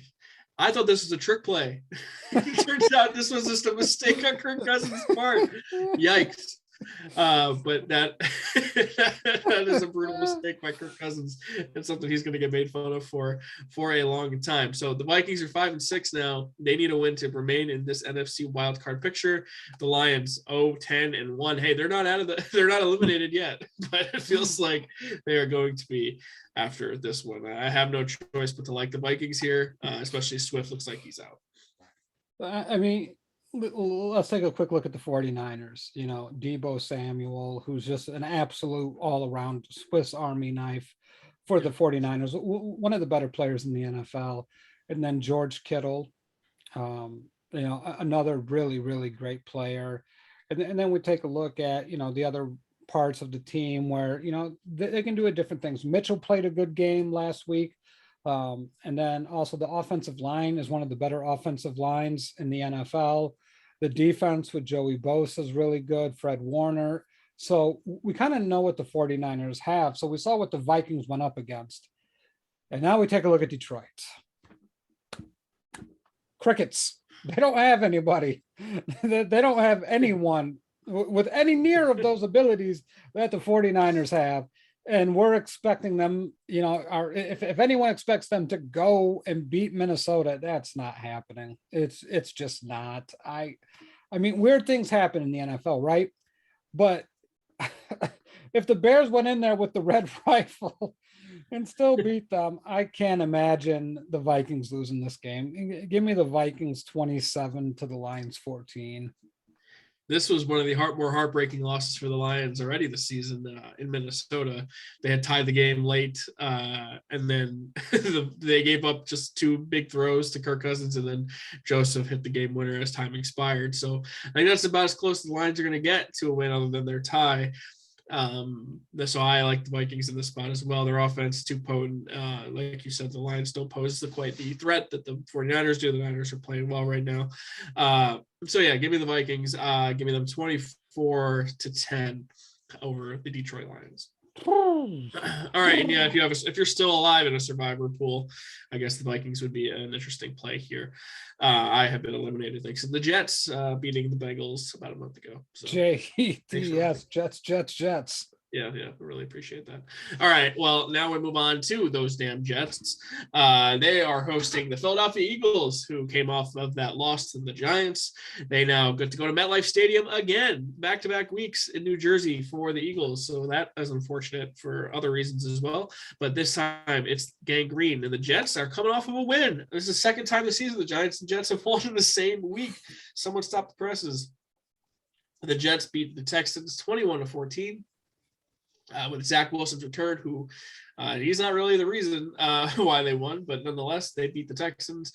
Jets are now 3-8 on the season. Texans fall to 2-9. Look, I think unfortunately for the Jets, they cannot turn this into a Cardinal situation because there's no Kyler Murray just sitting there waiting to be taken. When the Cards took Josh Rosen, they were able to move on so quickly because of that situation. There's no quarterback in the draft that's like a must-have, so they can move on from Wilson. But they need to do something about this Zach Wilson experience, because if there's a difficult throw, he's pretty good at that. Like he'll take a lot of chances. He's got a great arm strength, very live arm. But man, if he's getting blitzed and he needs to throw a screen pass or he needs to dump the ball off to a running back, he's just incapable of doing it. It's so crazy. I've never seen a quarterback struggle with simple things so much in my life. And he threw a brutal interception, which I'm surprised he even counted because he threw it beyond the line of scrimmage. But it almost looked like he tried to pitch it and then it bounced off the guy's hands into a defender. But nonetheless, the Jets win 21-14 over the Texans, and now they get the Eagles. I think the Eagles. I've said it before, the Eagles have a wonderful slate of games for them in this back stretch of the season to really make a playoff push of their own. Losing to the Giants is not ideal. I think the Giants defense might offer a little bit more resistance than the Jets. I like the Eagles just by a little bit in this game over the Jets. So I'm kind of torn with this because first of all, I want to talk about, the Texans game. I'm happy for Robert Saleh because a lot of people were giving him a lot of shit as a head coach, saying he's overmatched. He doesn't know what he's doing, all this stuff. He's a first-time head coach. There's bumps in the road. He's going to figure this thing out. But what he is good at is being a leader. He knows how to coach defense. And I think he really connects with the players on a deep level, which is important. So to me, I take a look at the roster then, and this roster is just littered with garbage. And really it's Joe Douglas. And this is kind of the thing that always happens to some coaches that you feel are good. They get paired with a GM that may not be there for the long haul. And now when you fire the GM, the new GM is going to get stuck with this head coach that he may not want, much like what we're going to see with the Giants. Because I think David Gettleman's all but gone. So what happens with Joe Judge? I think a lot of Giants fans wouldn't care if he's gone. But with that being said, is he going to get the most fairest of evaluations when a new GM comes in there? I don't think he will. And that's just the business. And I think, if anyone needs to be held accountable for this Jets debacle, it's Joe Douglas, because there's too many drafts, too many picks. Michael Carter looks like he can play, but the Zach Wilson thing, and we just go back to this. You see flashes from guys. To Trevor Lawrence, there's some flashes, but I think we all understand this Urban Meyer thing in Jacksonville is just, it's a tough pill, man. It's hard to watch because he's so much better than this, but that offense has no clue what the fuck they want to be. Then we take a look at Trey Lance, who's not even going to play. Basically, he's done for the year. Kyle Shanahan basically came out today, Henry, and said that,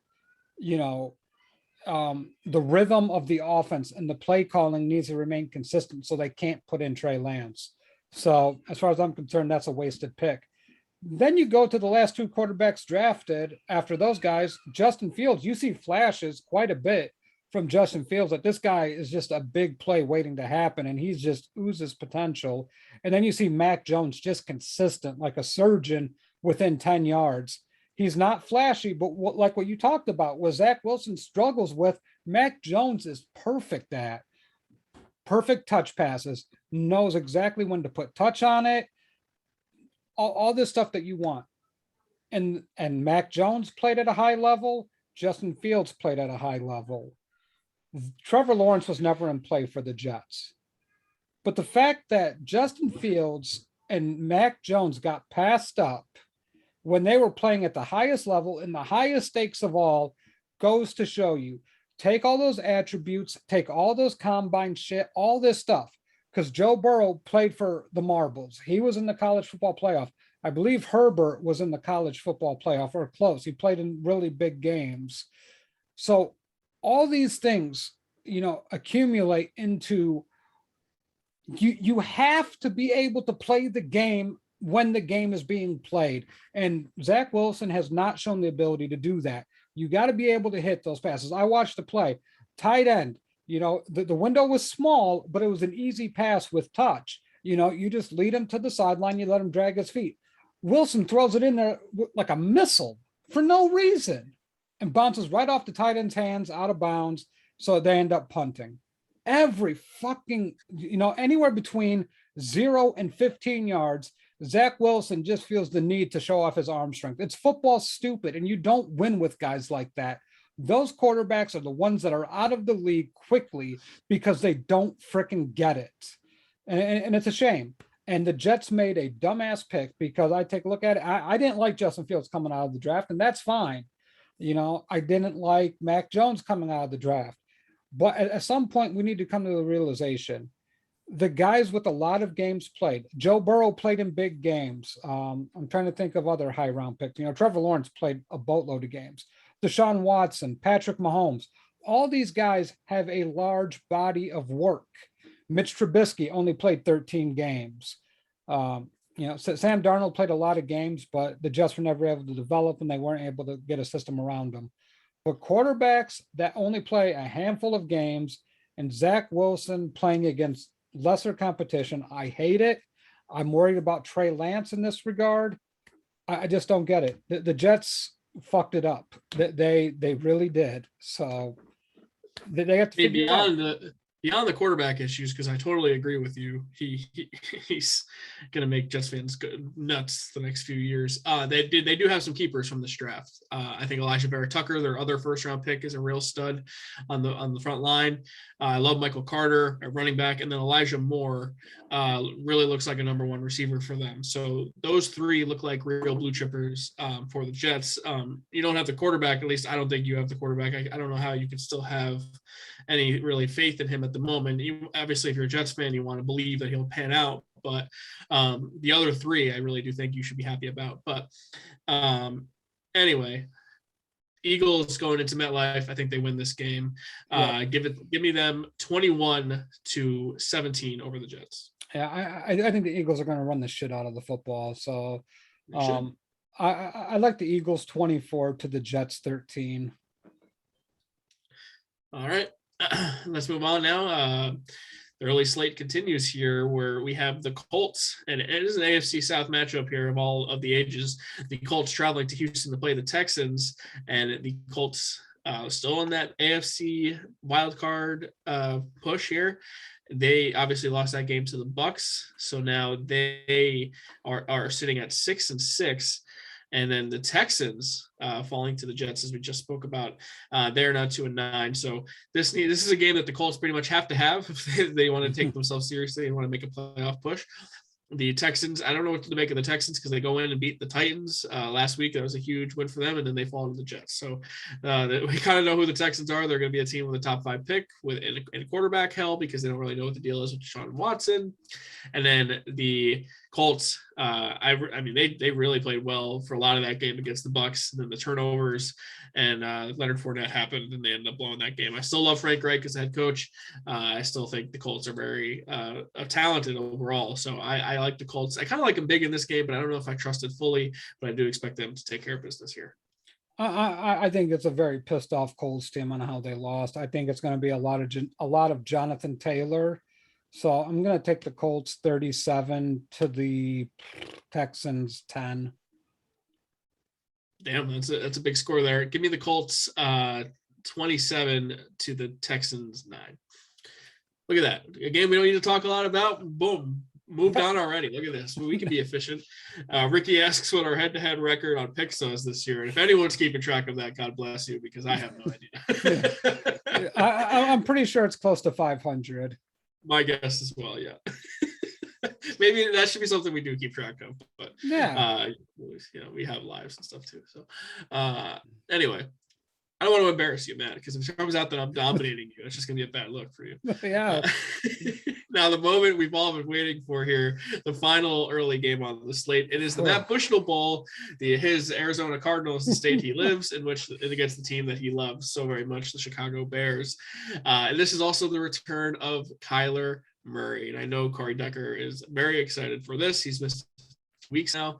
So now the Cardinals, 8-2, or I believe that's what their record is. Yeah.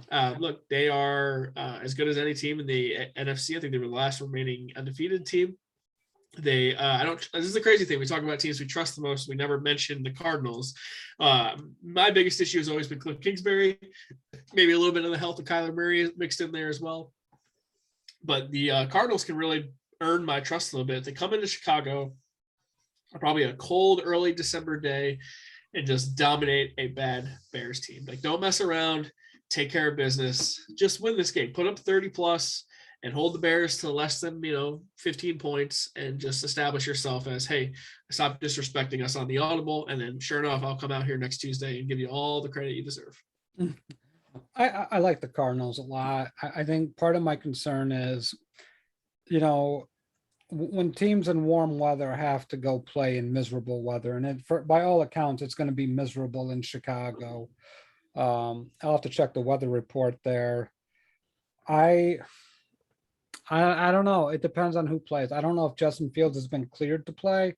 I know he had, a minor crack in his ribs, and that generally heals pretty quickly. If you have to get an MRI to find a cracked rib or two, it doesn't feel good, but it should generally heal pretty quickly. I don't know if the Bears rush him out there against this Cardinals team, especially when they got the Packers and Vikings coming up. So this is a pretty brutal stretch for the Bears. 3 playoff teams back to back to back. I can't really see Andy Dalton beating this team. I can't see Justin Fields beating this team. And with how stupid this team is coached, Matt Nagy's an idiot. I do believe he's lost the locker room. Players can come out and say all they want that he hasn't. The reports about him being fired, Bulls fans at Bulls games chanting Nagy, fire Nagy. At some point, that noise is just suffocating. I guarantee you're going to hear it at the game tomorrow, or the game on Sunday. So I think what we're going to see is, I think the Cardinals are going to dominate. I really do. And it's going to get ugly, and the Bears fans are going to turn on them. So my official prediction for Bears versus Cardinals is Cardinals 37. Well, no, I'm going Cardinals 38, Bears 17. You read my mind on the score there. I was totally going to go 38. Yeah, give me the Cardinals. I'm not going to go 38 because you have it. But I'll go Cardinals 41 to the Bears 13 is what I'll say. If Andy Dalton's playing quarterback, I just can't imagine he does very much. And the Cards are coming off of a bye. I think the only aspect of this that could get really ugly get kind of confusing for the Cardinals is that if it's cold, can they prove that they can play in this sort of inclement weather? That's really what I'm looking for here, because in the case in the playoffs, if they have to go to Green Bay, that's going to be a real challenge for them. And I think this could sort of, not really reenact a playoff scenario because the team isn't as good, but at least the weather will be similar in that aspect. So, yeah, but if they win out, everyone has to go to Arizona. So correct. So that could be totally something you don't have to worry about at all.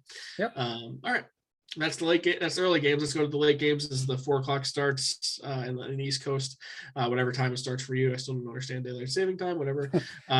This is the first game here. The Washington football team traveling to play the Las Vegas Raiders. And this game all of a sudden is pretty interesting. Both of these teams at 5-6, I believe. This ended up being a pretty big game for both. The Raiders are 6-5 actually, and the Washington football team is 5-6. So big game for both of these teams. The Raiders playoff hopes still hanging in the balance, and Washington looking to insert themselves into the mix as well. I don't know if Heineke Mania can really keep up with the car show there in Vegas and the big Roomba. So I want to pick Washington, but I just don't know if they have what it takes to go into Vegas and stop that high-powered Vegas offense. You're going to notice a trend this show, Randy. The AFC West is going to sweep through this week. So give me the Raiders. I think they're a better football team. I just think they're better. Washington, I don't buy a lot of stock into. I think Deshaun Jackson's got some big plays in him. So I like the Raiders. What's that? Revenge game for him. Yeah. Oh, yeah. God, man. He's been played for like 6 teams. They're all revenge games. Right. I'm trying to think of the baseball player that played on like 13 teams, and I can't. It was a pitcher, but That's going to be Deshaun Jackson. He's going to play on every team before he retires. Give me the Raiders here. I think it'll be an interesting game. I don't think either of these teams are particularly really good, but I think the Raiders are better, kind of a fringy playoff team. I don't believe in the Washington football team at all. So Raiders 23 to the Washington football team's 21. Leon just made a really good point in the comments saying without Waller, that could impact the Raiders. And I do want to believe that, but at the same time, they really didn't seem to miss much against the Cowboys. Maybe that says a lot more about the Cowboys. Maybe Washington's defense is a little bit better than Dallas's at the moment. The Raiders offensively, I just like Derek Carr a ton, and I like the way they run the ball. I think it's good enough to beat Washington, but it would not shock me if Washington won this game. I feel like I'm trying to talk myself into Washington, but I can't do it. Give me the Raiders 20-17, but it would not shock me one bit if Washington won this game. And I'm just the Heineke mania will just continue to run wild throughout the NFL if he somehow pulls out this game. So, yeah. Anyway, well, let's move on. This game is the stinker of the day. It is the Jacksonville Jaguars traveling to Los Angeles to play the Rams.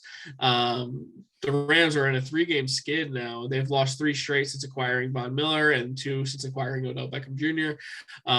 They now get the Jags and Urban Meyer to SoFi Stadium. And if they lose this game, it's over. To forget about it. It's a sinking ship. And the Stafford experiment has been a failure and everything else. You can blame Odell for everything at that point. You lose the Jags, I'm all for it. It's all everyone's fault at that point. But yeah, give me the Rams by 3 touchdowns in this one. Yeah, I don't think it's going to be particularly close. I think what the Rams do well is that they can establish the type of game they want to play against bad teams.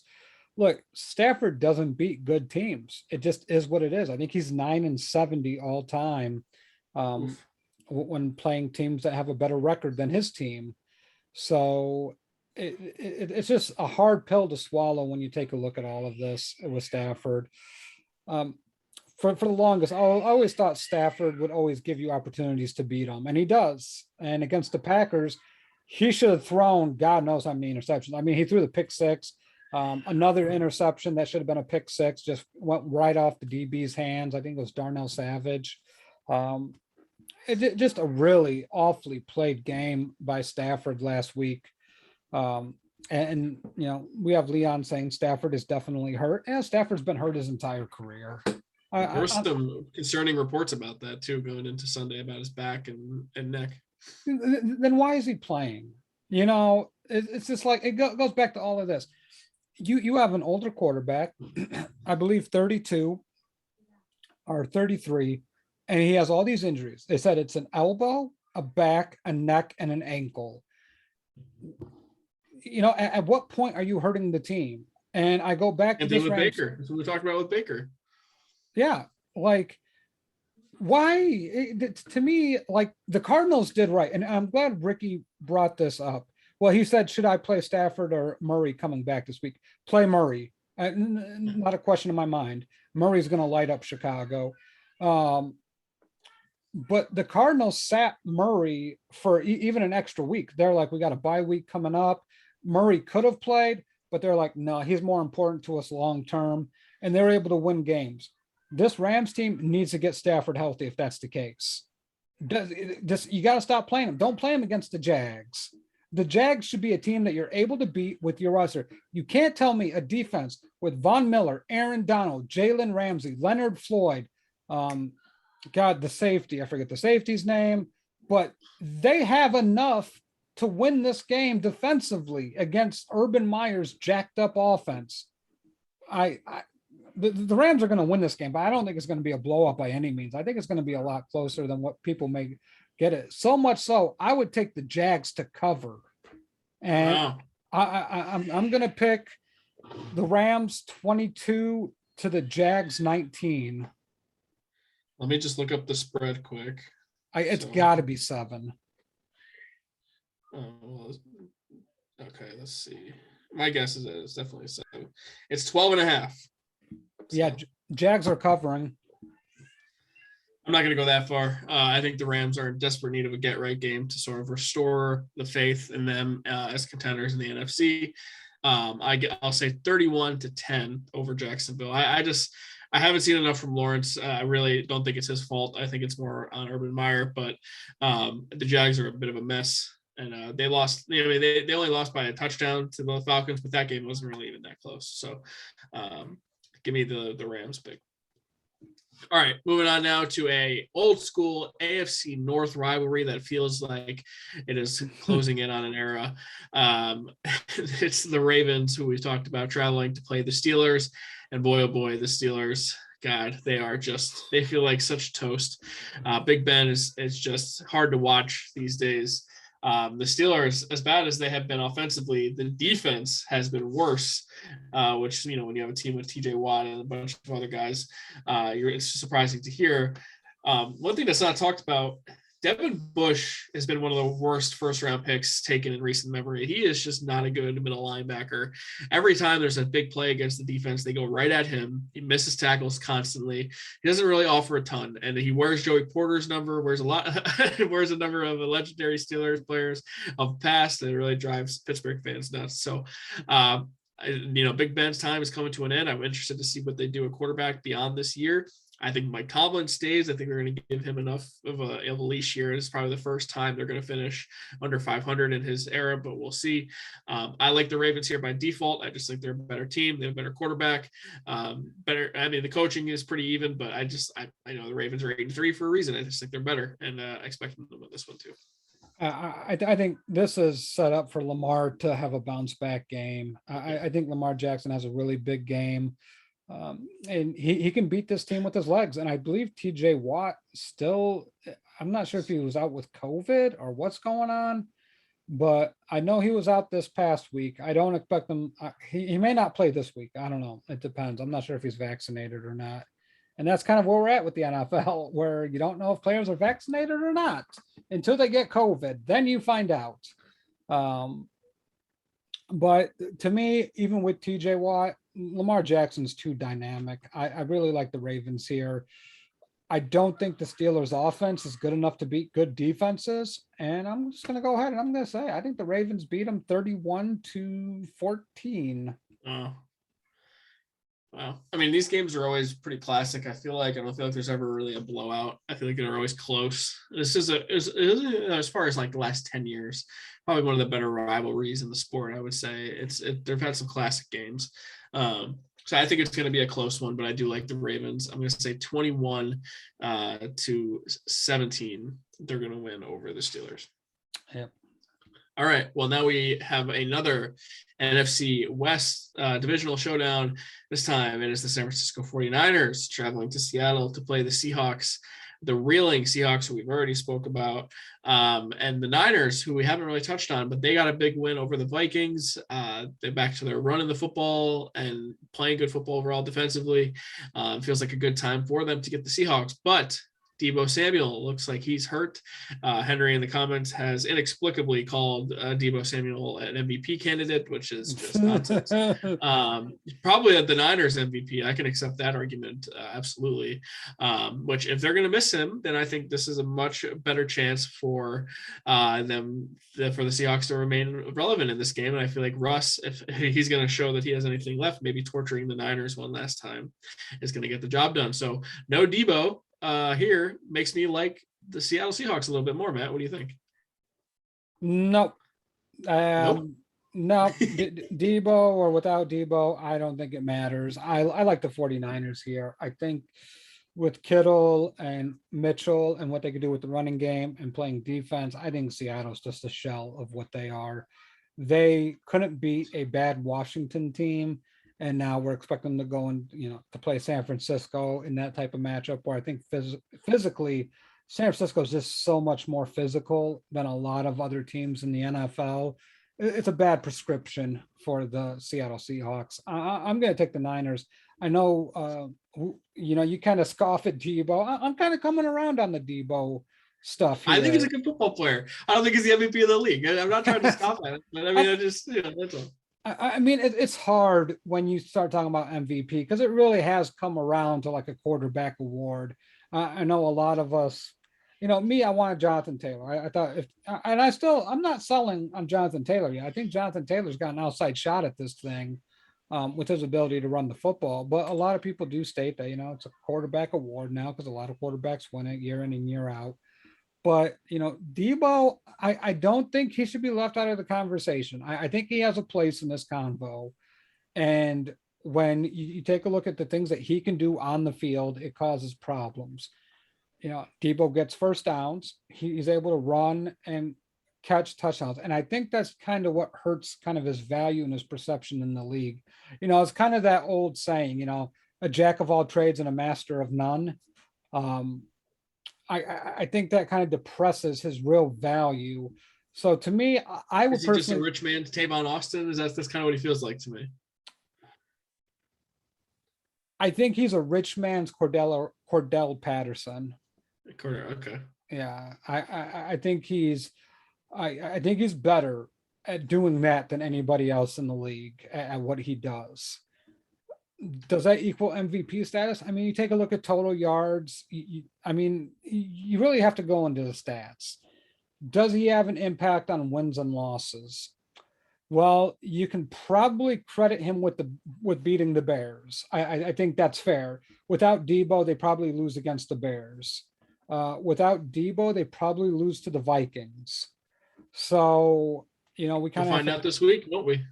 Yeah, I think we will. I think the 49ers can win this game, though. And, the issue is with quarterbacks being so important, it's hard to imagine a player being more valuable than a quarterback, like what happens if you take Brady off the Bucks? We already know, right? We saw Jameis Winston lead the league in interceptions. It was a hell of a year, fun to watch. But you take a lot of these guys off their teams that are really good quarterbacks and it hurts them. So he's in the yeah. I was gonna say he's in the conversation. I would not give him the award. I just feel like he's not even the most valuable player on his own offense. I feel like George Kittle is really the driver of all things of the 49ers. I know his stats aren't great offensively, but the way he blocks, his presence as a whole opens up so many more things for the running game and for Samuel himself. So I'm a big Kittle guy. I've always been a big Kittle guy. And Henry's not going to like this one, but I watched Odell Beckham Jr. carry the awful Giants offense to the playoffs in 2016, and I was laughed at for saying he should have been an MVP candidate. So if he's not considered to be an MVP candidate in 2016, I'm absolutely not considering a little bit of a gadget player on the 49ers to be an MVP candidate either. So that's what I have to say about that. As far as this game goes, don't call him a gadget player because he's not a gadget player. He runs the ball more than he catches the ball, it seems like. It's just I mean, though, is that a gadget though? They use him in that way. So okay. I don't think it's a bad thing. I don't think he's a playmaker. And I don't think that's a bad thing ultimately. Oh, okay. I mean, I will respectfully disagree. All right, well, we're going to disagree on this game as well, so let's predict it. Yeah. I'm going to say this: if Debo is the MVP that Henry says he is, his absence should have an impact. Give me the Seahawks in this game. Give me 24-17 over the Niners. Yeah, I think it's going to be a little bit lower scoring than that. I'm going to take the 49ers 20 to the Seahawks 7. Oof. All right. Let's move on to primetime now. And you said the AFC West was going to sweep this week. I don't know how that's possible because they're playing each other. Oh, shit. You got me. You got me in a pickle. Gotcha. It is the Denver Broncos traveling to Kansas City to play the Chiefs. And the Chiefs coming off of a bye. The Broncos coming off that big win over the Chargers. And what is the Broncos record now? Because like you said, we were kind of all in. We wrote them off. And now they're 6-5, right in the thick of it here in the AFC wildcard picture. So the Broncos very relevant. And the Chiefs coming off a couple wins before their bye week here. The Chiefs defense really carrying them in that aspect, not even the offense. So we'll see if that can continue. Maybe they can figure something out on offense here. I like the Chiefs mainly because they're home. And because of to me, they're still the Chiefs, and I expect them to figure it out and be there in the AFC in the end. I don't see a scenario where Teddy Bridgewater can go into Kansas City and beat them right now. Yeah, Kyle Long just got activated off the PUP list. So he's joining the 53-man roster. which means he's likely to play at right guard again. So the offensive line is getting close to 100%. You know, the Broncos are interesting. Patrick Surtain has been really good. Like, for those who are sleeping on Pat Surtain, you may need to stop, because he's starting to put together a really good rookie campaign as a shutdown corner. I love Pat Surtain. 2 interceptions last week and a pick 6. So that was pretty impressive. But here's where it just gets really strange for me. I agree with you. I don't think that Teddy Bridgewater can go into Kansas City and beat Kansas City. I don't think that's something that he's capable of doing. And I feel against the Chiefs, you have to make some explosive plays. And I take a look at Cornson. I take a look at Tim Patrick. And, you know, there's Drew Lock, who's got the big arm, but Vic Fangio hates him. And, you know, it was a big win against the Chargers. I just have a feeling I got to go Chiefs here right now. I'm going to take the Chiefs 24 to the Broncos 16. I'm waiting for the Chiefs offense to show me that they're still the Chiefs. And we haven't seen it since early on in this season. And I think Denver's defense is playing well enough where I don't think it's going to happen here. I do think that they can be in the 20s. I'll say 27 to 20 over Denver in a nice competitive game here. But yeah, Denver's a little bit too limited for me and my liking here. At some point, Casey's going to have to take off, and I think it starts now. Well, they better. All right. Well, they're paying Pat Mahomes a ton of money. Let's figure this out here. Yeah, right. Now, Monday Night Football. It's not often that I think the game of the week happens on Monday Night Football, but I think this is a rare instance that it's happening. And this is crazy for Bills fans that this is even a thing, but they get to go to Highmark Stadium in Buffalo and host a Monday Night Football game. That's also probably the best matchup of the entire week. They welcome in their hated rival, the New England Patriots, who have been playing better than them, have won 6 games in a row now, are the tops of the AFC East over them. I love this matchup because I don't know what to expect. 2 good coaches, 2 really good defenses. I think the top 2 defenses in the sport. And the Pats are playing extremely well. And the Bills absolutely, I feel like, want to make a statement here at home.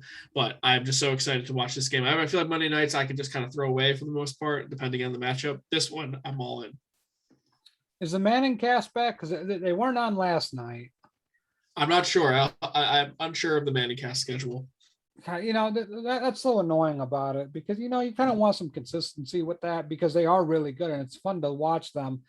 You know, and I don't want to say I was forced to listen to Louis Riddick, Brian Greasy, and the other guy, but it's not the same. I like Louis Riddick. I think Louis Riddick was wildly entertaining. Steve Levy is the best part to me, and you left him out there. So yeah, I do like Steve Levy. Maybe it's Brian Greasy's fault, but yeah, I don't love Louis Riddick, but I get it. He's fine sometimes. Yeah, I think Louis Riddick's a better studio analyst than he is, you know, Monday Night Football in the booth guy.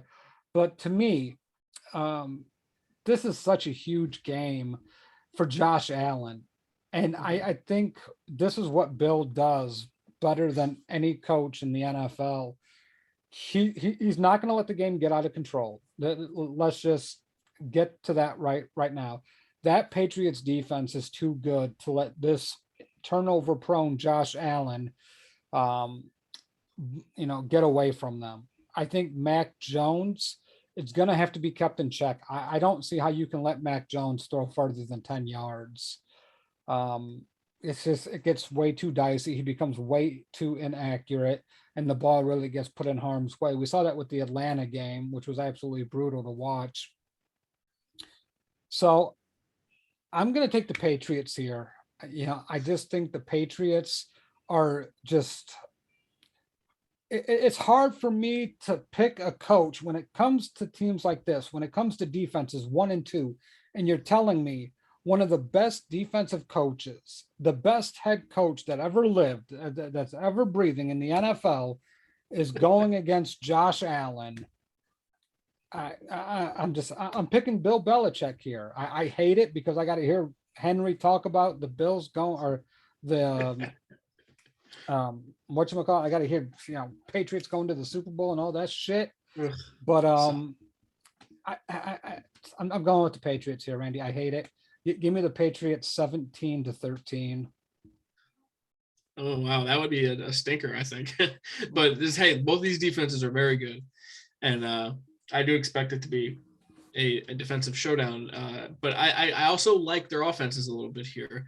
Here's what I expect. I expect Bill to target the replacement for Tre'Davious White. That's just what he does. He finds your weaknesses and he targets it. So I could see the Patriots coming out and throwing the ball, especially in that direction, because that is clearly the spot in the defense where you could take advantage right now. Yeah. I don't think the guy who the backup is, and the name's escaping me, is anywhere near close to the level Tre'Davious White was. Obviously, he'll probably get extra safety help over the top, but I expect that the Bills are going to try to shut down the running game, which obviously you should want to do with the Patriots. That's their bread and butter. So I think the Patriots are going to throw. Now, if that works, it's going to be a long day for the Bills. But I think that means they're more susceptible to mistakes. Mac Jones is capable of throwing interceptions. Yep. I think these two teams are pretty close to one another. I think they're both very good teams. I feel like I have to give the advantage to Buffalo at home. That Bills crowd is insane. I have never seen the Saints home field be taken over by anyone, really. And then on Thursday night, Bills fans totally all over the place in that dome, making a ton of noise for the Bills. I think, if anything, that could rattle Mac Jones a little bit. I think it could really inspire the Bills. And look, Josh Allen is football stupid, but sometimes you need a bit of a rain man to go in there. Maybe he's just dumb enough where he can make a couple plays to beat the Pats. Now, I think it's totally possible Josh Allen throws 5 picks and totally looks bad in this game as well. Don't get me wrong. But I expect these teams to split, and I expect them to split their home games. So give me the Bills. I'm going to say they win 21-20 over the Patriots. And we get a defensive score on both teams. I think J.C. Jackson gets a pick 6, and I think Jordan Poyer gets a pick 6. That's my prediction. And if you haven't seen the Patriots defense, watch Matt Judon. He's easy to see because he's got the big red sleeves on, number 9. Yeah. He's been unbelievable for them. And then J.C. Jackson, number 27, has been so good all season long. Absolutely awesome. So I cannot wait for this game. Going to be awesome. I really hope it is the banding cast, but at the same time with the big games, I like the traditional broadcast as well. So I think we only disagreed on 3 games, and then here in Monday Night Football being the one. So bye weeks, Matt, before we move on. Browns, Packers, Titans, and Panthers all on a bye. So none of those teams are playing this week. And in the comments, I've noticed this earlier, and I got an update a little while ago. Daniel Jones has been ruled out for the Giants. He's week to week, and Mike Glennon will be starting for the Giants. Hey, so good. Put me out of my misery a little sooner. Lose to the Dolphins. Enough of this 4-game winning streak nonsense. If they fire Dave Gettleman before I go to the game on the 19th, boy, I will just be thrilled, because that'll make me so much happier. And I'll go and actually get to be a fan instead of hating everything that they do. So, all right, Matt, before we say goodbye, there's some college football news we wanted to talk about. And we never touch on college on the show, really. But boy, oh boy, some college coaches are on the move on some big contracts. First, Lincoln Riley leaving Oklahoma for your University of Southern California Trojans. He's taking a job at USC, and Oklahoma fans are not happy about it. And then Brian Kelly, this one hurts me because my family is Notre Dame fans, but he leaves Notre Dame and the Fighting Irish for LSU. He's going to Baton Rouge to now be the next coach of Louisiana after Ed Orgeron has gotten the boot. So these are massive moves, both 10-year deals, both around $100 million. Holy moly, Batman. These are massive deals. Matt, take it away. Yeah, real quick, Randy. I just got this notification. The new college football playoff rankings are out. So if anybody's interested, number 1, Georgia. I think we all knew that. You called it, Randy, pre-show. Number 2, Michigan. Yep. Number 3, Alabama. Number 4, Cincinnati. And realistically, that's right to me. Yep. Realistically, 5 and 6, we're looking at Oklahoma State and Notre Dame. How crazy would it be? Notre Dame makes the college football playoff and Brian Kelly's not there to coach them. I think they're done. I'd rather have Oklahoma State in it. Yep, me too. So with that, let's go over Lincoln Riley. I think it's big news, baby. Big news. Finally, offensive ingenuity We haven't seen offense at the University of Southern California like the likes of what Lincoln Riley's going to bring since the early 2000s of Matt Leinart, Reggie Bush, Mike Williams, Lendale White, all of this. This is exciting times, Randy. And I'll tell you what, the Trojans paid Lincoln Riley 10 years, $110 million. They bought both of his houses for $500,000 over asking price. And then not only that, they bought him a house in LA for $6 million, which our good friend Brian Horsewood said that is a 3-bedroom, 2-bath, 1,600 square foot home in LA. So that was funny.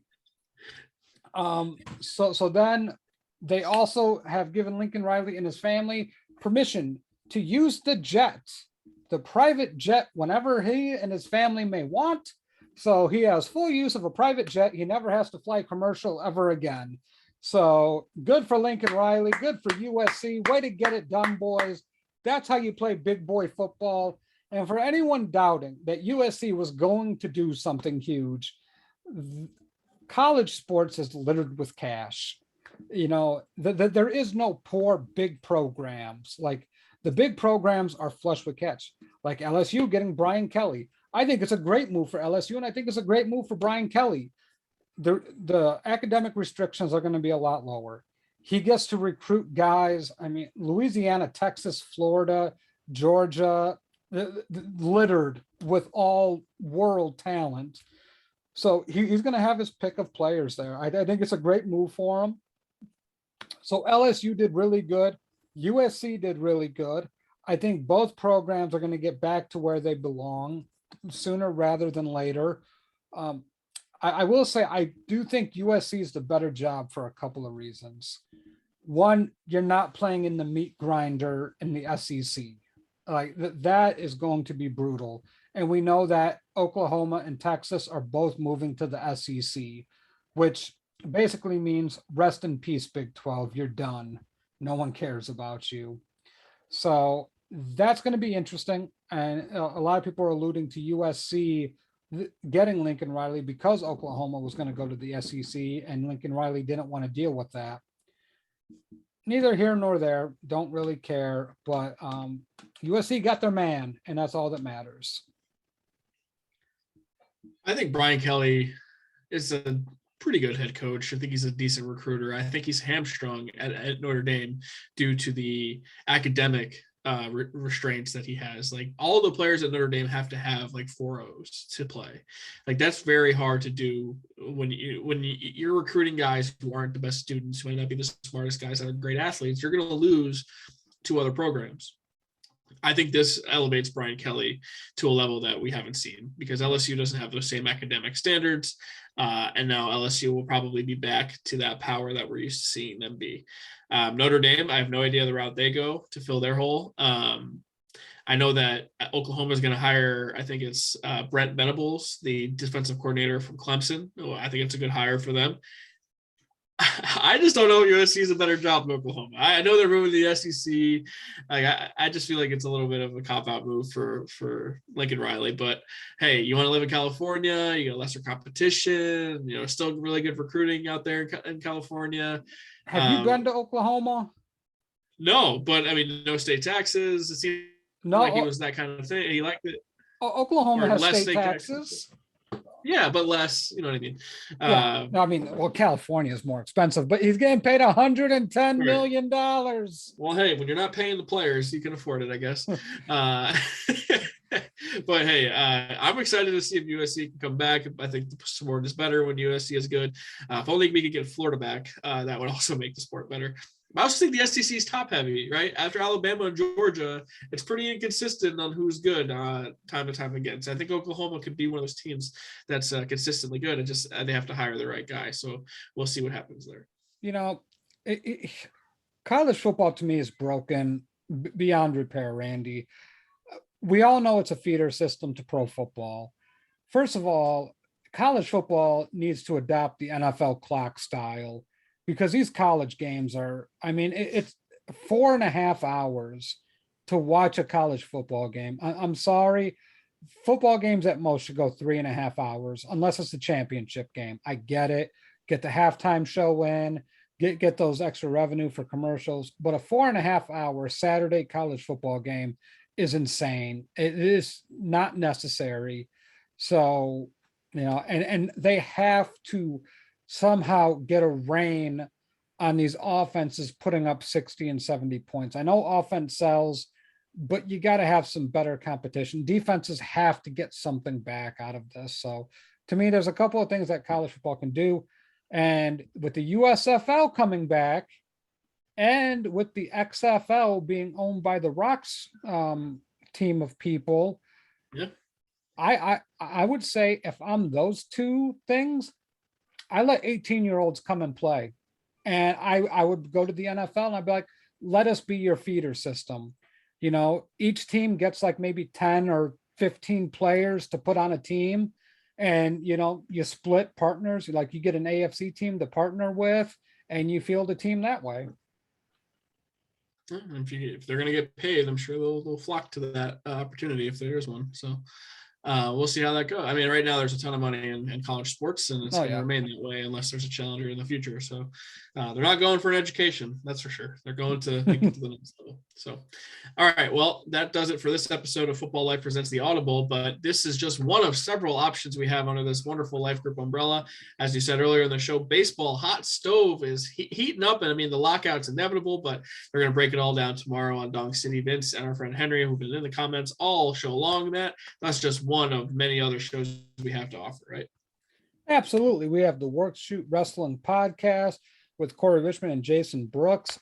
I mean, let's face it, I think we're starting to put the dirt on the whole WWE thing. I have no idea what's going on with that, Randy, other than that they have released more wrestlers than I can even name. So these guys are looking for work. If you want to start a wrestling program out there, audience, just call some of these guys. They are available and they have experience.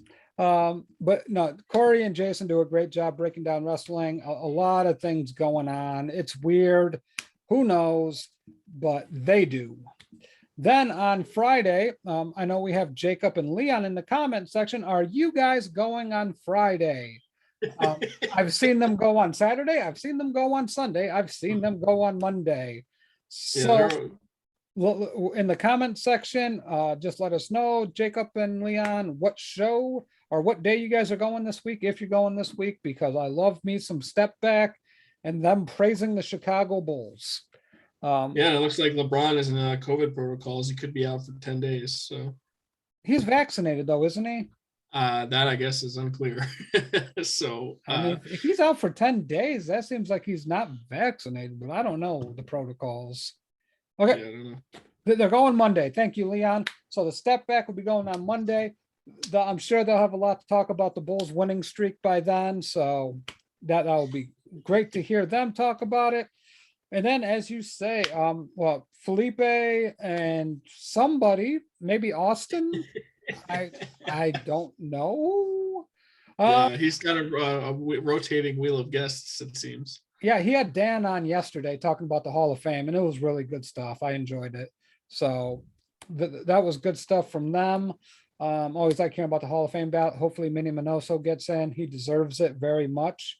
And then we get back to us on Tuesday talking to you guys about what happened in week 13. And Randy, we're getting closer. Week 18. It's coming up, my friend. It's coming up pretty quickly. It's amazing how fast the season has flown by. Matt Bush and there'll be a fantasy playoffs on the horizon, and we're entering the month of December, which is crunch time for the NFL season. So it's amazing how fast the season has flown by. But yeah, be sure to go over to Baseball Life. Check out Dong City tomorrow at 7 for all the latest baseball news. I'm sure the Yankees will have signed approximately nobody by then, so that'll be really fun. Really looking forward to that. So, all right, well, I want to thank everyone in the comments, everyone who's watched us live on this Facebook feed and participated in our show. It really enhances our show. I think it enhances our performances, and it really enhances the quality of the show. Whether you're watching us live on Facebook or on YouTube, we greatly appreciate it. And if you're an audio only platform person, we want to thank you for also just giving us a listen as well. We really appreciate all the support wherever you are listening, however you are listening. Thank you for making us just a small part of your day. In this case, almost 2 hours of your day. So Matt Bushnell, do you have any parting words for the audience? You know what, people? You don't have to live a life where you're being abused by the weather. There are plenty of states like Florida and Arizona where you get plenty of sunshine and enjoy some beautiful weather. So love yourself. Move to a warmer climate. This feels like a shot at me. I do not appreciate that. But on behalf of Matt Bushnell, I'm Randy Hammond saying, enjoy week 13. We'll see you guys next week.